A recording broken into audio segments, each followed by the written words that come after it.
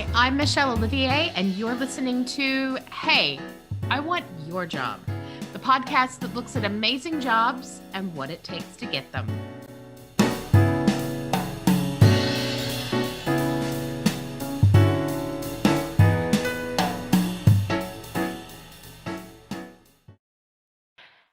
Hey there. Hey, I want your job. And this week I have a fabulous guest who has had many incredible jobs, none of which I could possibly do, none of which I would be qualified for, all of which I think are incredibly exciting that she can do. Um, Danielle Orsino, what job title are you claiming today? Today, I am claiming fantasy author and world architect. Oh my God, that's such a great title. Okay, so we're going to start with a little bit of backstory because obviously I set it up as like you've done all these things. So give us a couple of your more exciting previous job titles.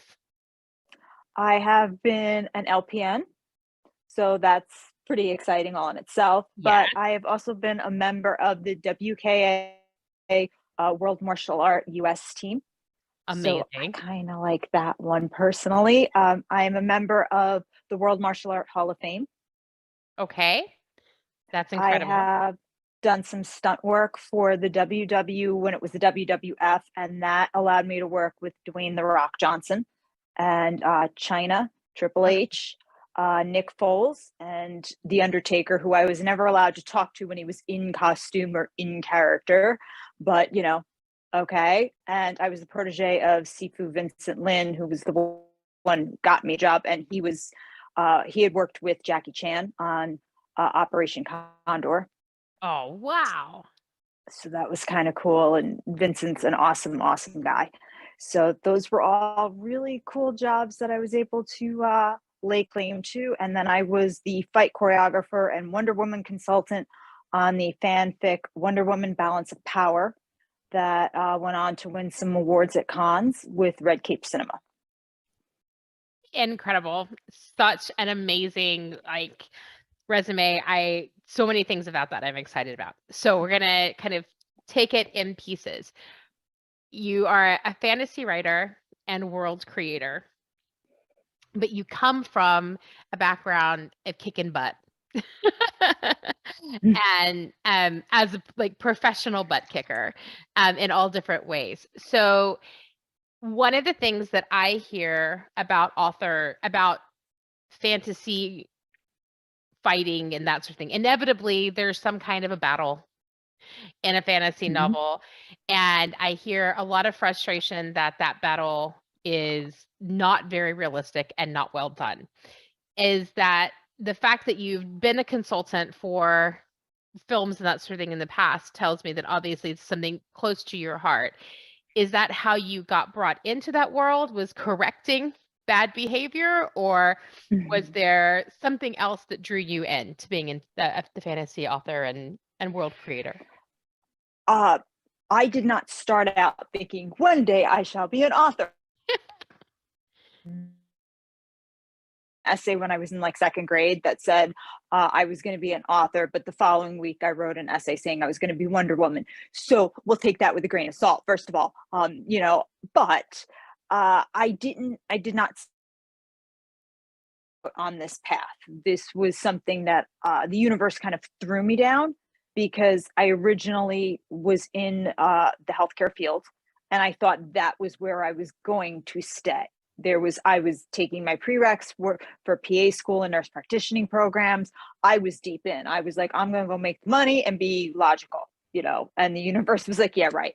They were like, no, that's not where you're going at all. I had left the competitive martial art behind. That whole world was behind me. I was down on this healthcare thing. And I met a patient who I go close to, and he just needed a distraction, care of his Lyme disease treatment anymore. He was done with it. And it just came down to me having to keep him in that chair and do it by any means necessary. We started down this conversation.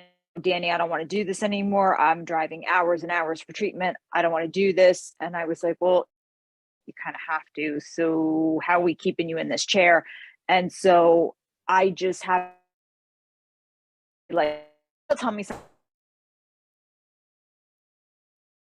college. And I'm like, bing, bing, bing. Okay, let's back that up. And so he started telling me about the recruitment process. And I'm like, oh, we could have found out what was in Roswell. You know, you go down the rabbit hole of conspiracy theories because that's just where my mind goes. And he's like, no, it was for the Trends and Intentions Division of the CIA, the most boring part. So, you know, we had this whole conversation. And then it just kind of went down the path of like, I was like, well, I know why you're really here. You're here to find out if the nurse is really the brains behind this whole operation, you know, kind of just joking with him. And I'm like, but I'm sure you know where Lyme really comes from. And once again, conspiracy theories abound, Plum Island, this, that. And he goes, yeah, yeah, yeah. And I went, no. And to this day, I have no idea what made me say this. I said, the Fae. And he turns around, he looks at me, he goes, what? And I'm like, yeah, you know, I'm like, oh, a big CIA agent like you know all about the Fae. And he was like, no, tell me more. And so I just start telling him this story. And I'm just off the top of my head. I'm like, the Fae. I was like, you know, they're these angels who were locked out of heaven and they didn't get involved in the war between God and Lucifer. And I'm just making this stuff up. I'm not thinking I'm going to write a story. And every day that he came in, I sat down and told him another piece of it. And he just said, he's like, you need to go home and write this crap down. He's like, you really do. And I'm like, yeah, yeah. Dude, I'm going to make the money. I'm going to go learn how to do Botox and wrestling, and I'm going to pump some face with it. That's where I'm doing. Like, I know where my money is. And he was like, no, you need to do this. And that's what set me down that path. Once I started writing the story, I was like, okay, I'm not going to write sweeping battle scenes like Lord of the Rings, because that's not where my expertise is. I don't ride horses. I don't, you know, have a spear. I don't shoot bow and arrows. So that's not going to be it. And after watching, and don't get me wrong, I love The Dark Knight. I like Batman Begins. But my problem with the movie was always all you saw was a cape, some ears, and a punch. And I was like, okay, who's he fighting? Like, I can't see anything. Those fight scenes to me were always a lot of black cape, a lot of rustling, his cowl, and then you'd see a fist. And then you were just like, what the hell happened? And then the guy was on the floor. And you were like, what? Okay, back up. I want to see it. I want to actually see the fight unfold. So I thought, when I actually sit and write a fight scene, I'm going to act it out, first of all, and I'm going to keep it to 1, 2, maybe 3 people and make it as realistic as possible from what I knew, and take it to, I hate to say it, but staying in my lane. Like, I don't write sweeping battles. Like, I don't do that. But take my martial arts and pull it in, and take what weapons I do know, the broadsword, nunchucks, because I don't do the nunchucks. I can pass through my legs real fast, but that's about it. So my Fae, not going to have weapons I don't use. But I do tend to look from a standpoint and how it should be described.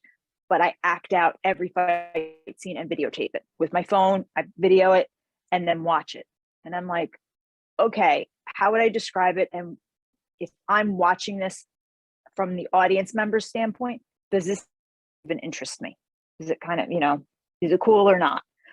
My dogs have been the stand-ins many times.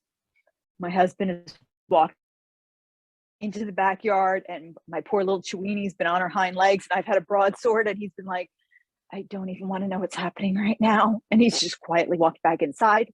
And he's been like, just don't hurt the dog, honey. Just leave the pups alone. He's acted as a Fae many times, while I've been like, well, if the elbow comes across this way and you go backwards, and he's given me his 2 cents on how the fight should go down. So I try to just use what I know, and yes, in a way, correct behavior I've seen on screen. Because, you know, sometimes we watch those fights, whether it's superheroes or not, and I'm like, okay, that wouldn't happen. Like, I think one of the better fight scenes is in the first Wonder Woman, in the church, in the steeple, when she finds the sniper and she crashes through. I think it's really well done. And she's on her knee, and then she's kind of taking them out with the sword. It's a very well done scene. It's more realistic because she's utilizing the space, all the tools around her. It's not just a punch, but she's got elbows, knees, it's everything. That's one of the better ones because you can see how the body reacts. And it's not just her fist or just her elbow, just her knee. It's that long range where you can see it. And then you see it from who's getting hit, their point of view, which I like. In some of the superhero movies in the past, it's been like, it's just the fist going into the body. I don't know how they got hit. I don't know what's happening here. So I like to kind of put it all together. So that was so much answer, and I love it. Sorry. No, Yeah. you're fine. So I want to take it apart a little bit because there's a huge leap from the moment that you became a story crafter for the most noble of reasons, which was to help somebody get well. From that to, I am actually going to sit down and go through the massive pain in the ass that is writing an entire book, let alone editing, publishing, etc. Talk to me about that moment of transition. If husband was in the picture then, what did he say? If not, what did friends and family say? Because there's always somebody who's like, this is a terrible idea, and you're going to be penniless and the laughing stock. So talk to me about all of that friction and what was it that drove you from that initial, you should write this shit down, to I am now a published author of some really great fantasy fiction. I did it in stages. Okay. And I never truly committed, if that makes sense. It does. It was weird because I hand wrote everything, and I didn't do it like I shall sit now and write a book. Chapter 1. No, it didn't go like that. It did not even remote. If there was a class on how not to write a book, I should be teaching it. Okay. Because that's how I did it. I picked up, I bought a little journal, and I'm like, okay. And I sat down to like remember a part of a story that I told him. And as I was writing it, I went, oh, well, nobody's going to know who the Fae are. Because originally the story I was kind of telling him was making him part of it. So he was the CIA agent. So I was writing it more in modern time. So I'm writing that, and I went, and the first one I wrote was what everybody else will come to know is the second part of my series. And it was, what is chapter 12 in that? And it's the agent kind of talking to the DOD, and I'm writing that, and I went, nobody's going to know who the Fae are. Okay, let me get another journal. And I picked up that one, and I went, the Fae? And then I'm like, all right, well, okay, the Fae stands for the Fellowship Agents. Okay, but how'd they get there? And I picked up a journal, and I just started writing in all these journals. So I had a bunch of books started at different moments. So that's how I began this journey. Like, exactly. There was no outline. There was none of that crap. Okay. There was no like, they tell you to use. Name. Yeah, none of that. There was no world building worksheet. None of that crap. There was no like, this is my protagonist. No, I had none of that. It was just literally 6 or 7 journals, half written in each. And I'm like, okay, what? Sure, this is how I'm doing it. And my husband was like, what are you doing? And I just looked up at him one day, and I'm writing a book. And he was like, oh, cool. Good. And he just went like, and he just was like, what's it about? And I went, fairies. And he went, do you read books about that? And I was like, yeah, it's usually vampires, but not much different. I was like, yeah. I was just looking at him like, how hard could this be? And he goes, you're still going to medical school, right?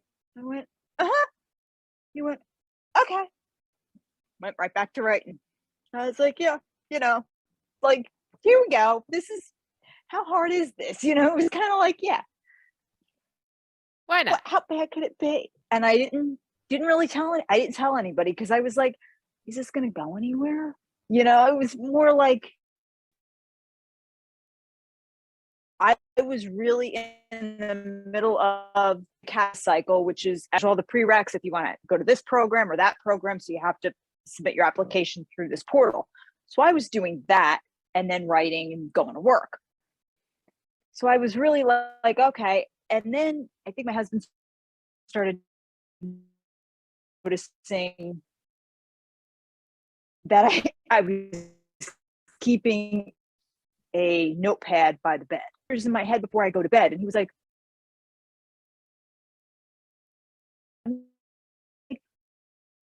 well, I figure if I'm bored, then the reason is taking up some time. And I'm like, yeah, just, just thinking, like, and he was like, okay, yeah, all right, keep going with that. Like, it was still like, okay, this is cute.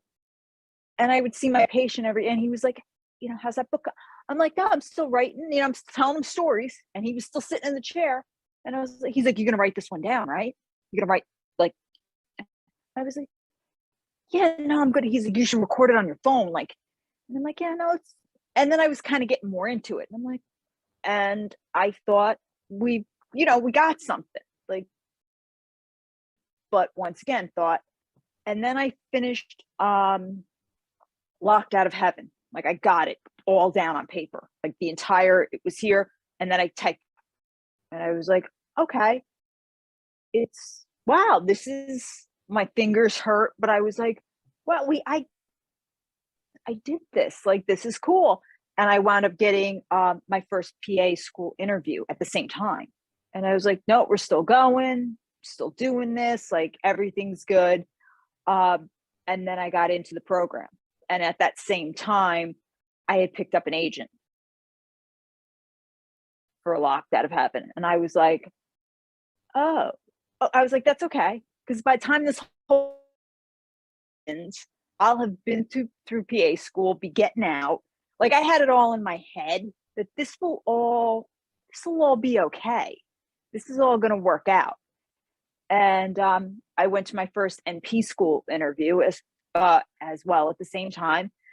And the universe decided, if you haven't figured out that you're not supposed to be doing this yet, we're going to take this big old brick and we're now going to lob it at your head and see if you understand. And as I was sitting there, I got the worst headache of my life in the middle of this interview.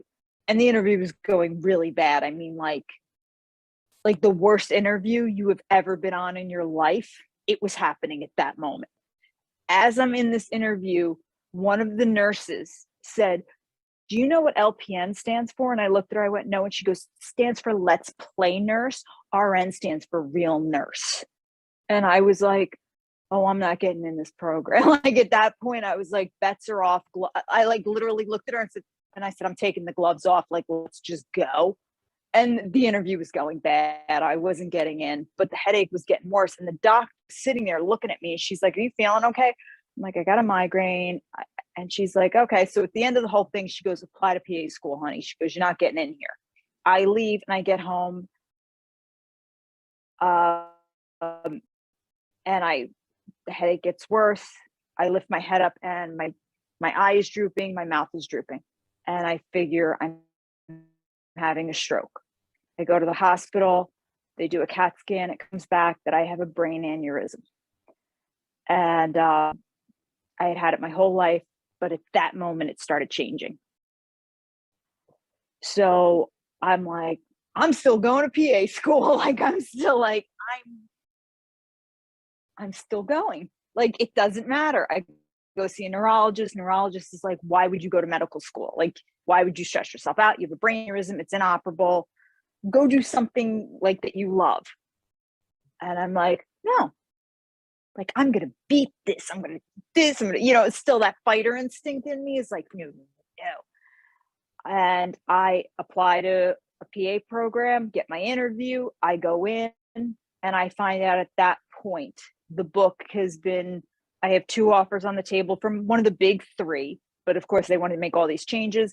And a friend of mine is like, you know what? I have a publishing company. I only do nonfiction. I want to do fiction. I want it to be your book for the first time. And I find out as I'm accepting the PA school that if I was to publish the book during the time that I'm in PA school, it's considered in violation of their employment contract. And I'm like, what? And they were like, yeah, if the book comes out during that time, they said, even if you don't do any promotion, just if it comes out in the 2 years you're in the program, it's considered that you are in violation of our employment contract. It's a $20,000 fine, and you're kicked out of we can vote to kick you out of the program, and none of your credits are transferable, and you're in default of all your loans.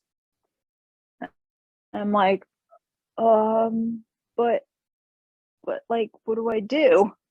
And so I spoke to the head of the program, who then said, he goes, can I just talk to you totally off the record? So I can't reveal his name. And I said, yeah. And he goes, if this was me? I said, yeah. He goes, bet on red, honey. He's like, I remember interviewing you. He's like, you have bright red hair. I said, yeah. He goes, do yourself a favor, bet on yourself and bet on red. He goes, go write your book. He's like, don't get into healthcare. And I was like, huh? He's like, don't do this. And I was like, okay. And that was the moment. I called my father up, took a picture of the acceptance letter because it said medical school. Took a picture of it, and I was like, hey, Dad, I'm sending you this. And I sent him the picture, and he goes, oh my God, you got into medical school. I got into the PA program, but it's medical school. He goes, no, this is medical school. I said, so this counts? He goes, yep. I said, this counts as medical school. I need you to say that. He goes, yes, counts as medical school. I said, great. I'm gonna not accept it because I'm gonna go write a book about fairies. Gotta go. Just remember, I got into medical school.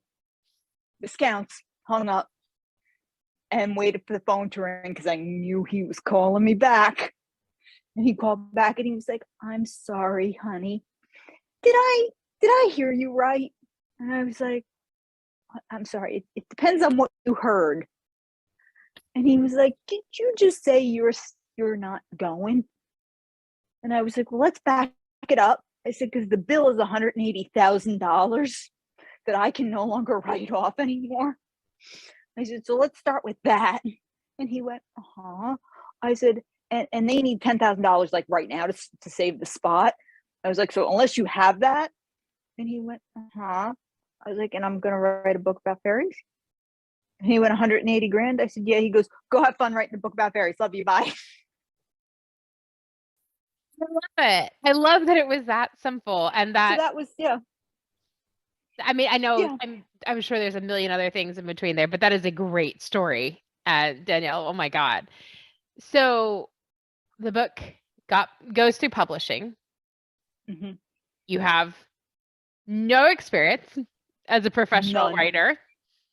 You haven't been through workshop after workshop and, editing and all of those things before. Nope. You told me a great story about the Oxford comma before, which makes me think that the entire thing, they might as well have been speaking Sanskrit at you as you were sat there. Tell me, so I'm dyslexic, and Oh my. every once in a while, so your entire writing process makes perfect sense to me because I could not sit down and write a book. I could sit down and write a short story and have that connect to another short thing that I wrote another time, but my brain would not hold a cohesive book all together. So I feel you 100%. I would have your journal suggestion. I feel that in my bones. I would be terrified and feel so vulnerable and so on display to go in then with professional editors and be like, this is a thing I wrote. I feel that way about my freaking LinkedIn posts, right? Like, never mind a book.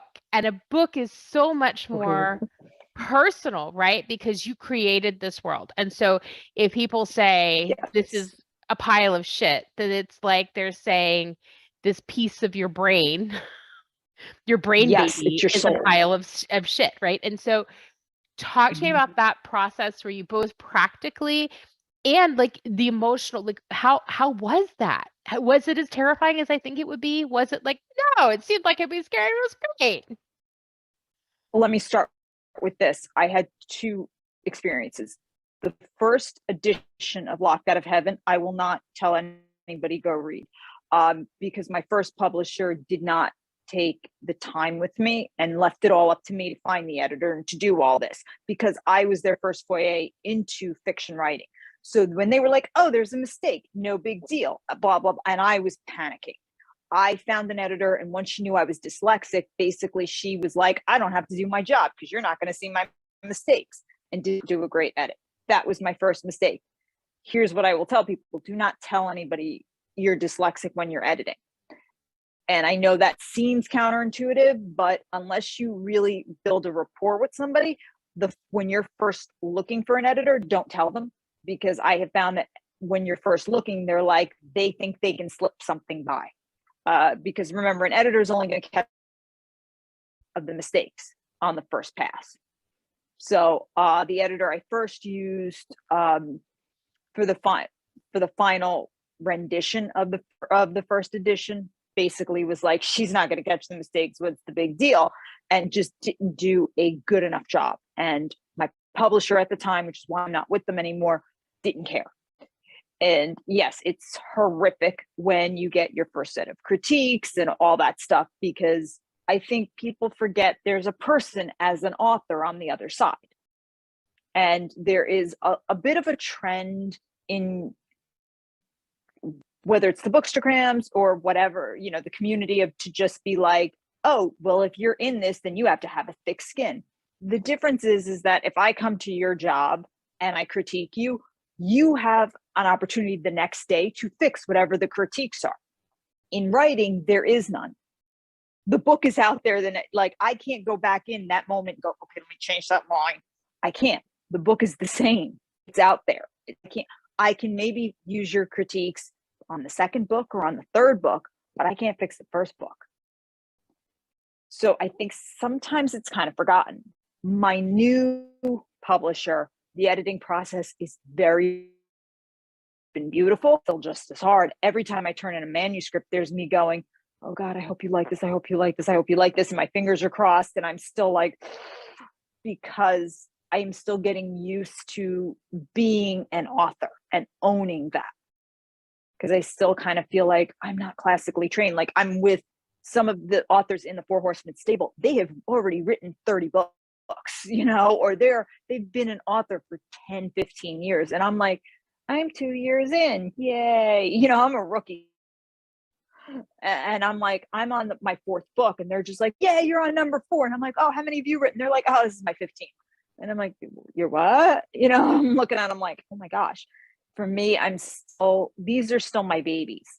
When somebody gets on like King Jarvok and they're like, oh, he's just a brooding whatever, I'm like, that's King Jarvok. He's king of the Dark Fae, and he slayed demons, and I like start like giving you his whole resume and his rapport, and I'm like, but it's Jarvok, and you don't understand. And then my dyslexia comes out because I'm like, originally in my journal he was written as Barjuk, but when I went to type it, my dyslexia kicked in, and that's how Jarvok came out. That was not his original name. But once I typed it, I went, oh, that works. And in my head, Jarvok was like, yeah, that's cool. I can stick with Jarvok. Cool. Thank you. But in the journal, it was a V. Just my dyslexia, So they're mine. And this whole world that I've created, I am so protective of it that, if I get a 3.5-star review, I'm like, that's all I got. And people are like, oh, that's good. I'm like, no, it's not. My vets are bigger than that. I'm like, how did you not like my, and I get like, I'm ready to fight them. And it's kind of crazy because they don't even exist. But in my head, they talk to me. They're real. When I go from handwriting to getting on the computer, they're in my head going, I wouldn't say that. No, I don't want to wear that. I don't go there. Like they're right there on my side. Alien Dragon is based on my Yorkie. And that happened because he doesn't like to take baths. My Yorkie, Carlos, he hates bath time. That dog is gone. You can't find him. He's gone. And one day I knew I wanted to put my dogs in the book. So I was deciding, all right, what would Carlos be? And he's a 9-pound Yorkie. This is his dog. But he's got a huge personality. So I was like, he'll be a dragon. Well, will he be a fire breather, an acid breather? I'm going back and forth. And it was bath time. So once you take his collar off, you have to like lock his house. because you'll never get him out. He's got a little cat house. So we took his collar off. He went running. Couldn't find him. He tipped over his toy bin and went inside of it. So we're looking, and I'm like, did he get out? What happened? Meanwhile, my Chewini's looking at me and my husband like, you freaking idiot. And she's sitting next to the toy bin, and I'm like, where's your brother? She looks at the toy bin and looks at both of us like idiots. And she looks back at the toy bin. Well, he ET'd it. He climbed in the toy bin and was staring straight ahead. Camouflaged himself perfectly. He'd been there the whole time. He looked just like ET. And I'm looking, and I'm like, what? And finally we bend down. Dog is staring straight ahead. I'm like, and I'm looking at him. I'm like, Carlos, I can see you. Not blinking, staring straight ahead.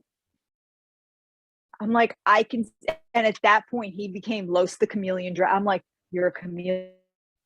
I was like, get out. Oh my God. Didn't move. Dog didn't even look at me. He was just, and he had the toys around him. And I'm like, you're a chameleon dragon.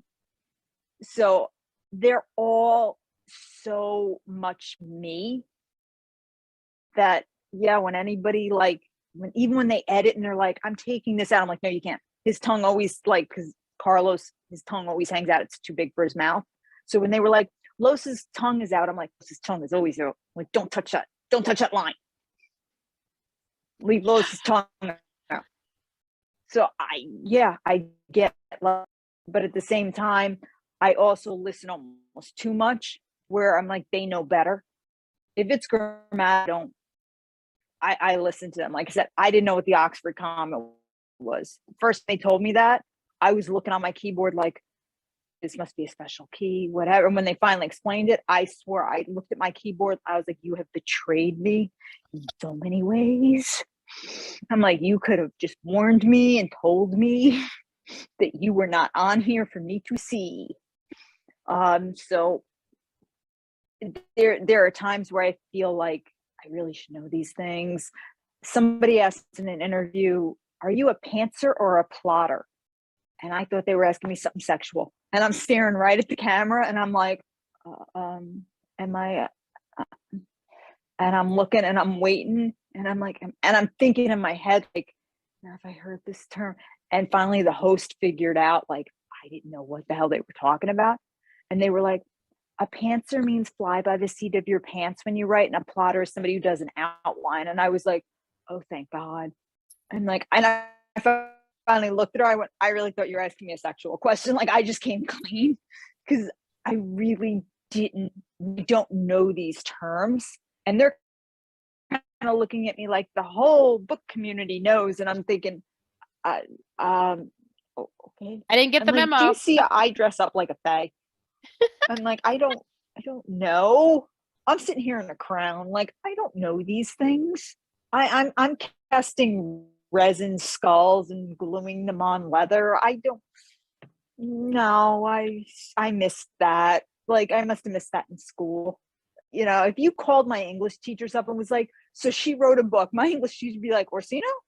The little one? Really? The little one? The one who rewrote the ending to the Diary of Anne Frank? That one? Yeah, I got in trouble for that. I did it in 7th grade, though. Okay. All right. I was told to rewrite an ending to a classic. That sounds like you did exactly what was assigned. They should have been more specific, Danielle. And it was 7th grade. I did not know, and I thought I wanted to give her a happy ending. I think that. So I gave her one. There you go. There you go. So yeah, it didn't go well. So people who talk about the Fae out of nowhere, like, that's not a thing. It's normal people who have a history with fantasy literature or, you know, something along the lines. I know about your deep-seated passion for all things comic book. We will get to that bit in a moment because you and I know have a couple of sort of religious disagreements in that space, but a lot of things we also agree on. But I can't imagine you didn't read some urban fantasy, that sort of thing, or some kind of fantasy before you started writing. You said that you were more of a vampire gal than a fae gal, There are plenty of examples of crossovers between those worlds, many of them in Yes. my Kindle account right now. Mhm. So I guess my first question, are you historically a high fantasy or urban fantasy or somewhere in between? Um, Mists of Avalon I read, which I loved. I loved Mists of I Avalon. love Mists of Uh, Avalon. Great series. Loved it, and I thought it was a great TV adaptation. I thought it was actually pretty well done for its time. Yep. Thought it, it's kind of surprised it hasn't been redone, but I thought it was well done. You know, The Hobbit was one of the best, or one of the first animes I really saw. The Last Unicorn, like from an anime standpoint, things like that, I really enjoyed. But I'm probably more of an urban paranormal fantasy. Laurel K. Hamilton, Janine Frost, those kind of things. Kim Harrison. That's more where I went. Anne Rice, Queen of the Dam kind of changed my life. That was like that moment. From that, I was like, wow. So So I am so I glad you I said Kim led more Harrison. that way. I'm I'm so glad you. reading Kurt, Demon, her new book right now, The Cursed Oh, Demon, just came out. Audible. I Yeah, I'm doing it right now. Oh my god, it just came out like a day ago. now I know what I will be doing this weekend. We'll be downloading Yeah, the new Kim Harrison. I love Kim Harrison. Yeah, I So, just think she's so underrated. And I'm like, how we have not gotten a Hollow series, I don't understand. right? So, Kim Harrison, for people who don't know, is an amazing urban fantasy author who has a whole series that's slightly post-apocalyptic. Is that, I don't know, is that where we would call? I mean, there has I don't been know if an we just call alternative history thing because yeah, the turn, so it's a yeah, yeah, little yeah. bit different, but she's put a whole new spin on just demons, pixies, vampires. My favorite character in the whole thing, and I think most people's favorite character is Jinx. And Jinx is a Thanks. pixie. And Kim Harrison in there has created this world of pixies who are foul-mouthed, um, Mm-hmm. overly sexualized creatures who fight anything, get drunk on honey, and swear all the time. And most Yep. especially swear with regards to Tinkerbell. So, Tinkerbell. yeah. So, I love it. Disney writer, blah, blah, blah, blah, right? 1,000 different iterations of something about Tinkerbell. Please tell me that when you were thinking Faye, somewhere in your head, Jinx was stood there with like a thimble In his Peter of Pan pose. honey and yeah, in his Peter Pan pose, swearing about I Tinkle Pink hadn't st- dildo. I hadn't started Kim yet. I, I and Rice. Everything. So when I still to this day cannot tell you where the Fae came from. The only thing I can think of is Morgan Le Fay because I had already read Mists of Avalon. I to this day, I all I can say is it was a gift from the universe that just the Fae dropped out of my mouth. I don't I don't really know where it came from because I'd finished Making of a Monster. I'd finished so many vampire iterations of books, and obviously Anne Rice. Maybe I read Laurel K. Hamilton, but I hadn't done the Morgan Gentry series yet.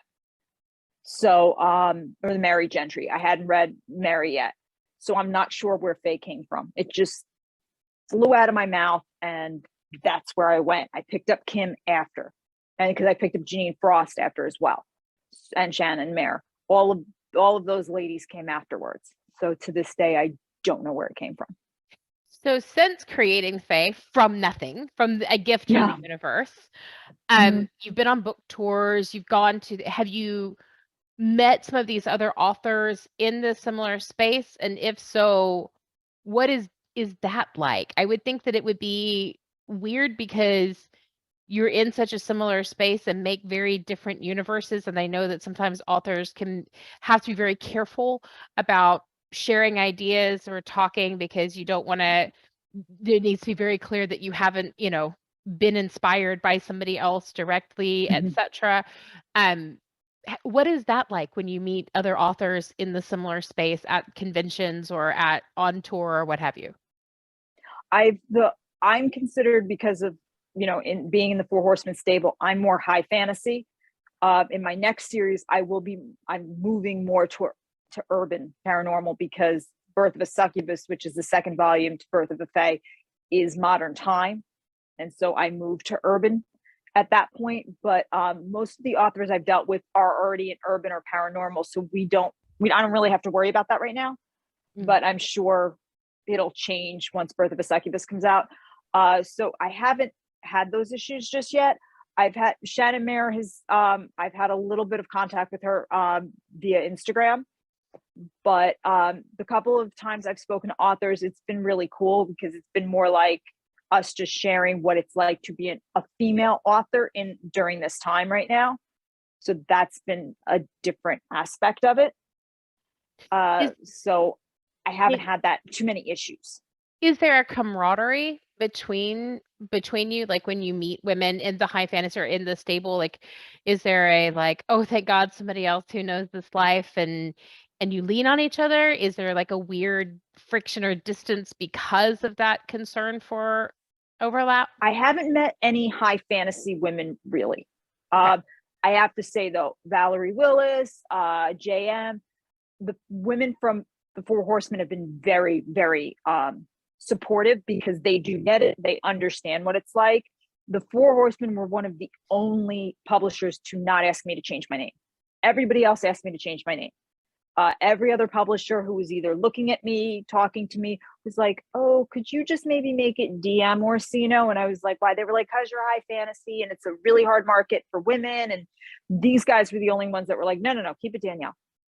They were like, "No, no, no, don't worry about it." It was also their idea to put me on the cover of the books. That was all them. They were just like, "You're a woman, you cosplay, you have these pictures of you dressed as the characters. Screw it, you're going on the cover." And I'm like, oh, okay, that's an interesting take on this whole situation. So they were very, very supportive of me. Uh, Four Horsemen have probably been, from a female perspective, and because they're all women, have been the most supportive of, yeah, you're a woman, you're doing fantasy, cool, and you want to be violent, let's go. Everybody else who I'd come into contact with was like, "Could you just change this?" Or, "Are you sure you don't want to add romance in book one?" I'm like, um, they've been locked out of heaven. They can't go home. They don't like each other. I'm like, "No, my queen does not have a chance to swipe right. Like, no, no, no, no, no. She does not have time. What part of this are we not getting? Like, no, she's not looking to get laid. Like, no." Low on the King list of Jarvok, priority right now. Yeah. yeah. When they found out Jarvok was going to be a virgin, they were just like, "Oh my God, you're going to make the king of the Dark Bay a virgin?" I was like, "Yeah." They were like, "That." I mean, everybody was kind of like, "That's kind of unheard of." I was like, "Why does he have to be a player? Like, why can't he be a virgin?" And everybody was like, and they were like, "Yeah, go for it." They were like, "That's a bold choice." I'm like, "Well, why does It's he have to be screwing very everything?" it's a break though from tradition of how the Fae are normally shown, right? Like the Fae and sex and flirtation and all of that have always gone sort of hand in glove. So, but you're creating a new world. So as you said, fuck it. You get to make the rules. And I think that that's fantastic that you were just like, no, he's not going to be a player, but thanks. I think that's amazing. I love it. Um, so you're on the cover. Mm-hmm. You look Yes. amazing on the Oh, cover, thank you. Thank you. but it must also be an extra level of stress and an extra level of, again, I would feel, I don't like having my picture on my YouTube channel on my for like these Yes. things. I can't imagine Mm-hmm. posing for something like that where the point is to be beautiful and Mm-hmm. enticing, etc. And people are going to say what they're going to say, again, not knowing Mm-hmm. it's a real human, not Yep. knowing that it's you. Yes. First of all, how on earth do you get to be a healthy enough human being enough self-esteem to be like, fuck it, here I am, I look great, suck it up, and do it in the first place. And then second of all, what is the reality? Like, was that terrifying for you? Is that just me, putting my baggage on you? How has that been?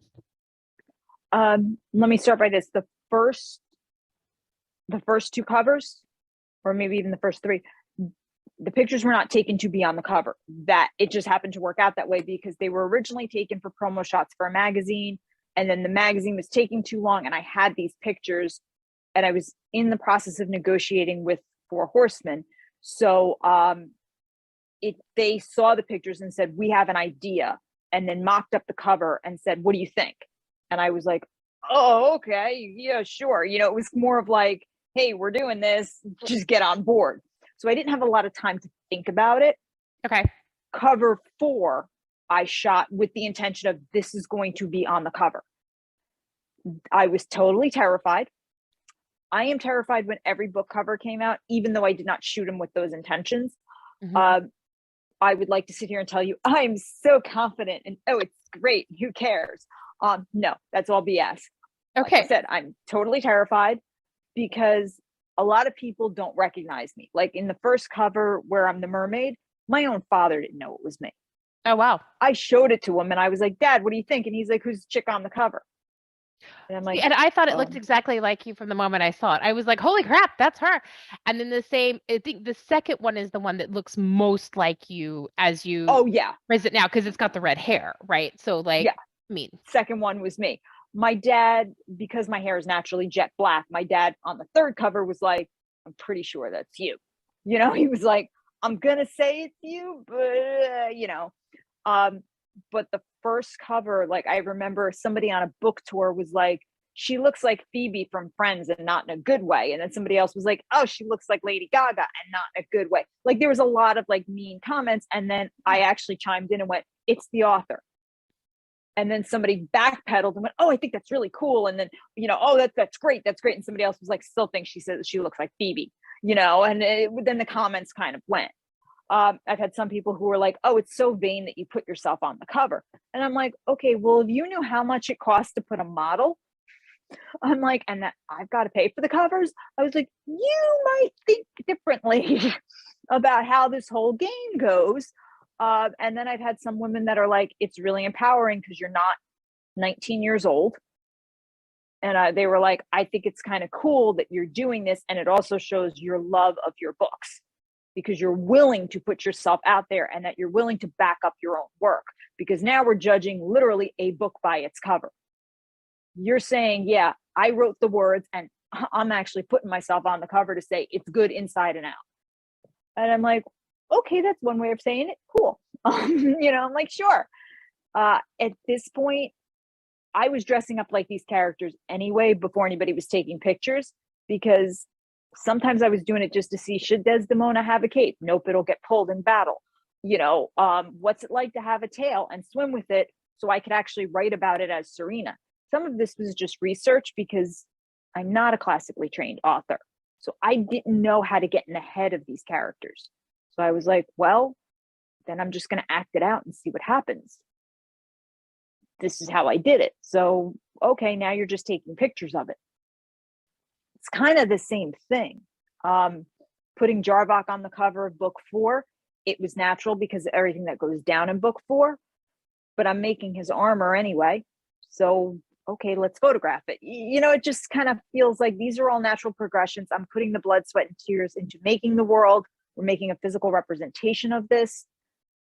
If you can't figure out from a reader now of how much I love this world, that I'm actually going to go the distance of creating these costumes, then I don't know what else to tell you. Because I can guarantee you that, no offense, J.K. Rowling, Stephanie Myers, and all that, they're not creating a sparkly vampire. I don't think she's sitting there dusting herself with Fenty Diamond Bomb and going outside going, look how it sparkles. I think this is how Edward would look. I don't think that's happening. I just don't think so. Probably not. No. So, I don't think when she was writing Twilight, that stuff was going down. I can tell you that, yes, I'm making harbinger swords and actually lining up the shots and going, I think this is how it works. Does it make me a better author? Not. No, I'm not saying that at all, but it tells you this is how much I love the world, that I'm actually living it. Maybe it makes me a little crazy too, probably. But, I But think the mark I of think a world is living in it. I think that's really true. I think that a great fantasy world does that. I find that when I'm really engrossed in a book in a series that I love, I am almost annoyed. No, I'm not almost. I am annoyed when I have to step away from that world and come back to actual reality where, now I'm, mom who has to cook dinner and fold laundry and all that kind of stuff Mm-hmm. instead of being submersed in this world. And so I can completely understand. And that's how I feel about all of my favorite books and even my not favorite books, just the ones that were worth reading all the way. How how do you find balance given that? Because you can't always be in your world, right? Bills have to get paid. Husbands have to go to work events with their wife, right? Not Mm-hmm. as an amazing Fey queen. So how do you find balance for yourself in terms of being able to be immersive enough to live in the space and create there and flesh out that universe, but at the same time find time to still be Danielle and hang out with your dad and walk the dogs and that sort of thing? I think I'm still finding balance because I'm still building the brand. And it does become your life. It just does, because I am trying to pay the bills and do everything. So this does become a lot of it. A little sparkle never hurts somebody. So yeah, when Bill goes to work events, Aurora does come out a little bit because I'm trying to make him proud. So there's I think that's where the Fae work, because I'm like, a little sparkle and a little Fae go a long way. Sometimes in the real world, it's nice to bring the veil with me. But I go to Muay Thai, and believe me, there's no room for sparkle there. You know, Yeah. I work at it at a gym that is as close to Gleason's as I can get in Charlotte. And if I walk in with sparkles on my face, Doug is the first one to be like, "You had a podcast today, huh? We brought the Fae with us here, didn't we?" And I'm like, "Yeah." And he's like, "It better not be coming off in the ring." So I have to still remember where I'm at, things like that, and I'm trying to take time and not write on the weekends, or I'm trying to pick times where I'm like, I'm not writing today. I can't, and separate a little bit, or else the Fae do become all encompassing. And I'm trying. I take time with my puppies. Carlos and Penelope are the reason I write. I'm doing as much as authors say, I want to be the next, George Martin. I want to do this. I want to do that. I'm looking to have a big backyard for the puppies and one day have a rescue farm. That's what I'm looking for, to have my own Rowan and my own Holly rescue, foxes and mink and all that stuff. So I'm trying to just take some time and separate and still work, which can be a lot. Yeah. I get lost in my comics. Wonder Woman's right around the corner. I do cosplay. Like, I'm going to a con next weekend, and I'm not going as a Fae. I'm going as, Kingdom Come Wonder Woman, golden armor, because going as your brand all the time, it's like, okay, I don't want to walk in as Aurora and have people be like, who the hell are you? I go as Wonder Woman, I'll go as Harley Quinn, I'll kind of get lost in my characters aside from that, because then it's not the Fae, Sure. and try to lose myself in some other hobbies. I wonder if that's why you hear about authors who do retreats where they like go away from their family and friends and everything, and the Thoreau thing, right? In a cabin in the woods, but Mm-hmm. some version of that where they have no reason to do anything except be immersed in their world for like 2 weeks at a time and then I can reemerge see for that. air. And I can imagine that would be a lot. You know what I mean? Like I am not immersed in a world like you are, but I get immersed in my work. And if my family was not here so that I had to go get my kid at a certain Mm-hmm. time and then I had to, code switch and be mom for a while. Mm-hmm. I would probably work until 11, 12 o'clock at night and get up the next morning and do the same thing And again. do And it it would again. not be healthy and it would be exhausting. And I think it would be, yeah. So I can see the temptation, but I can also see the danger in that area. It can be a lot. My Carlos is he's got lymphangiectasia. He's got some needs that I have to be in on with him. Like the minute he starts getting sick, he's got a medication protocol that I have to hit and timed out perfectly, or else we're downhill fast. And so there's a lot of attention on him at times. So I have to be kind of balancing things perfectly. Like last night I was coming home and my husband called and he's like, he's not doing well. He's starting to shake. This is going on. And it's like, get home. Okay, got to have this lined up. Got to have this medication, give him this injection, get ready. And he's also my service dog. He sniffs out my migraines, changes in my aneurysm. So I've got to be on him. I mean, him and I are connected at the hip. We're on. So I have to make sure that while one foot is in the veil, the rest of me is always firmly planted in reality, as much as I love getting lost in the veil. And I'm in the middle of editing book 5 right now and getting ready to turn it in for another set of final edits. And it's like, yeah, as much as it's fun, and I've got 6 like right, kind of simmering right here, and I'm picking from 6 going, okay, make sure. And then we're getting ready to shoot the cover for 6. That can all be here, and that's great, but I can't lose sight of what I'm doing and be ready to rock and roll, and whatever other ideas I have kind of floating around. That's great that they're floating, but I've got to be ready to go. So speaking of having only one foot in the here and now, Mm-hmm. we are actually out of time. I cannot believe that has gone that quickly. So Danielle, tell me what we went. I got so immersed in you even talking about your world. I can't even say this is amazing. But what have I forgotten to ask you that I should have asked Where you? everybody can find my world, of Oh, course. well, we're going to have links for all of that for sure. So on the Amazon, the Goodreads links, all of that. Is there extra things that people should know about in terms of where they can find you at cons or anything like that? I will be at HeroCon. I'm going to go check out HeroesCon in Charlotte. We're kind of getting our con schedule because of COVID. Things are backed up a little bit. So we're getting that together. I'm waiting to find out if I'll be doing a panel at New York Comic Con. Yes, I'm waiting to find out. Fingers crossed, New York Comic Con. And it will be about fantasy writing and cosplay and how they go hand in hand. So we're hopeful. I am an ambassador to Bookie Call. I don't know if you've heard of this amazing app. BuzzFeed just did a big article on them. Okay. So it's basically like a dating app for books. So think of Booty Call, Bookie Call. I love it. So you can swipe right or left, and it will help you find your perfect book date.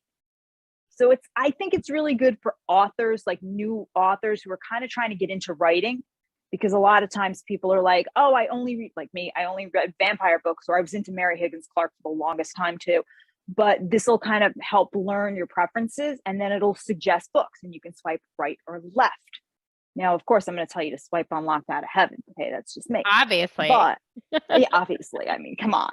But it'll suggest and all different books, and has fiction, nonfiction. But I think it's like a really cool app. It's for it's on iOS, it's on Android, but I think it's like really cool. They're on Instagram as well, so you can kind of check them out and get a feel for them. But I think it's something that's new and it's very inventive, and it's changing the way we're viewing our books, because not everybody wants to go to Barnes and Nobles, and then it's hard to go shopping on Amazon. Yeah. So I think Bookie Call is kind of a new way to take a look at it. So I'm encouraging people and fans to go give them a try and check it out. So that's one thing. And then Kingdom Come has just come out, and then I have a novella coming out that is just dark fae and dragons. Okay. My readers were asking for it. So fire, ice, acid, and heart. Okay. Dark fae are always the best. They're always the most interesting, I think. Like I always cheer for the villain. So and I'm giving you dragons fighting in a tournament. Oh. So this is like my martial art. Think of dodgeball and a martial art tournament put together. I'm excited. That's amazing. And it's And dragons.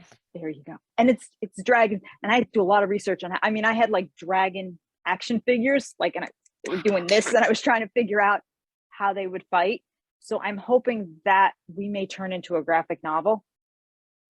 So fingers crossed, we're kind of looking at it. I think that would be a cool way, but it was inspired by my best friend from high school when she lost her dog crossed over.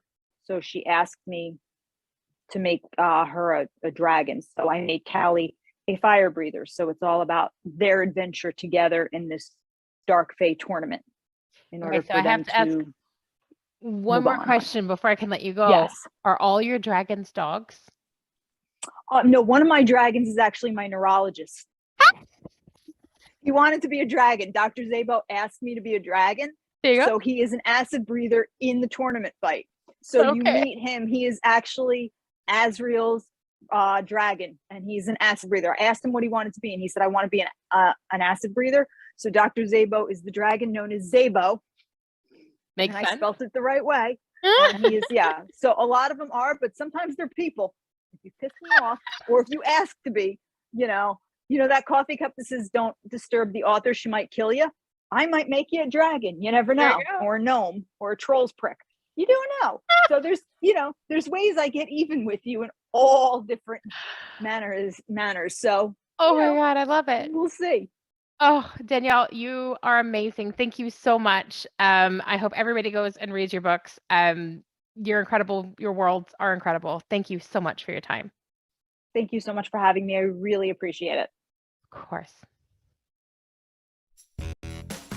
You've been listening to Hey, I Want Your Job.